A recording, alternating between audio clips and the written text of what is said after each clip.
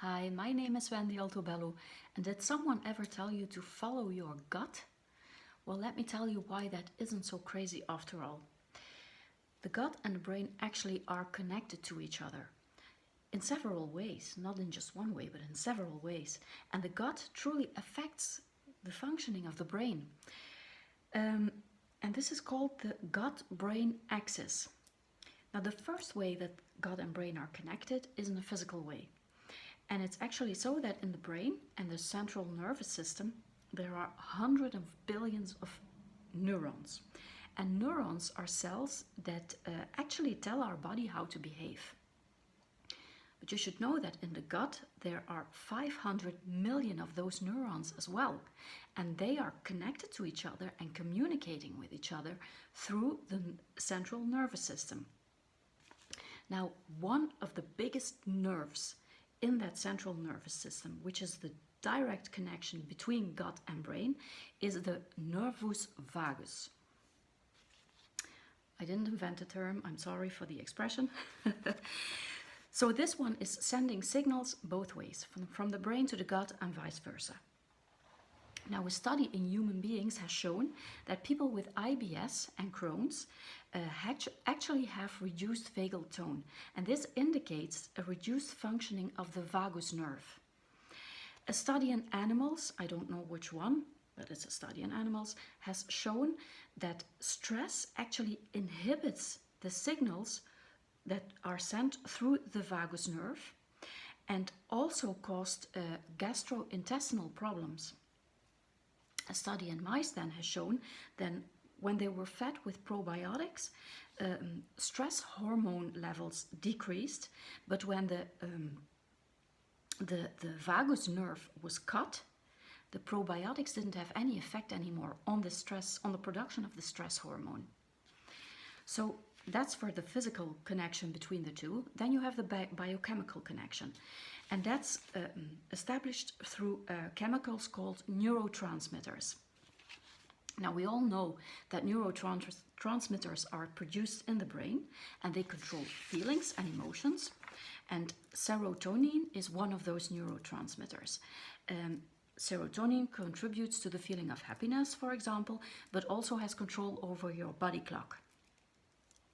Now, many neurotransmitters are also produced by the gut cells and the microbes living there. And a large proportion of serotonin is produced in the gut.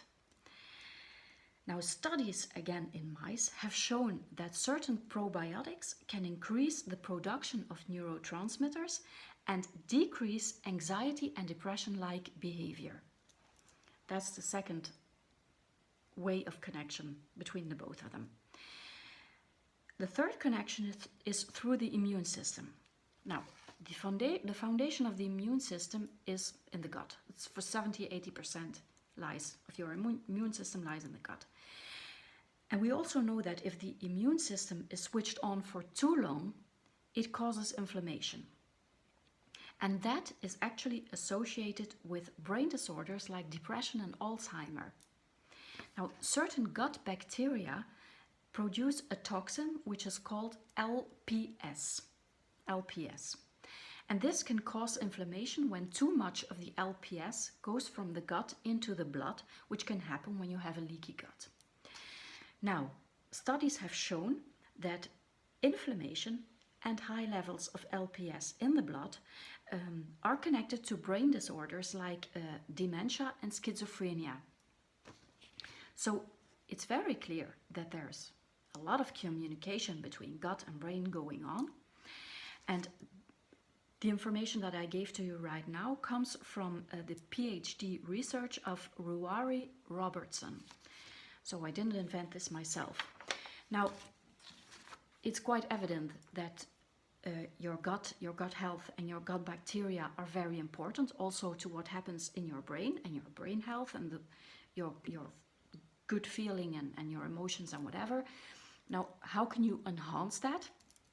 Actually, by using probiotics and prebiotics. And what's the difference between both? Well, probiotics are actually the bacteria, the living organisms in your gut, and those are billions and billions of small little animals living there and helping you to digest your food. But for the good bacteria to be able to survive and to stay there, they need the right food. So you have to feed them with the proper food. And foods like sugar, processed foods which contain a lot of conservation substances, those are actually detrimental for your good bacteria, but they enhance the development and the increase of the bad bacteria in your gut. And that's what you want to avoid, of course. So which foods then actually are a good food, are good foods for your good bacteria? That's omega-3 fatty acids, which you can get from salmon and mackerel. Fermented foods like yogurt, kefir, sauerkraut, and cheese. High fiber foods, because the good bacteria, they love fibers. Of course, that's in vegetables and fruits, but also in whole grains and nuts and seeds. Polyphenol-rich foods, and that's where we enter the area of olive oil, green tea, cocoa, but also coffee. And then the tryptophan-rich foods, those ones are extremely important because the tryptophan, the substance itself, is being transferred in serotonin, which is the neurotransmitter that we all love for our happy feelings. And you can find that substance in turkey, egg, and cheese. Now, if you are interested in this kind of information and stuff, feel free to keep following me. I'm going to come back with lots more videos on this. I try to bring it in a comprehensive language, and if there's anything specific you would like information on, please feel free to contact me. Happy you saw my video. Thank you very much, and we'll see each other later. Bye.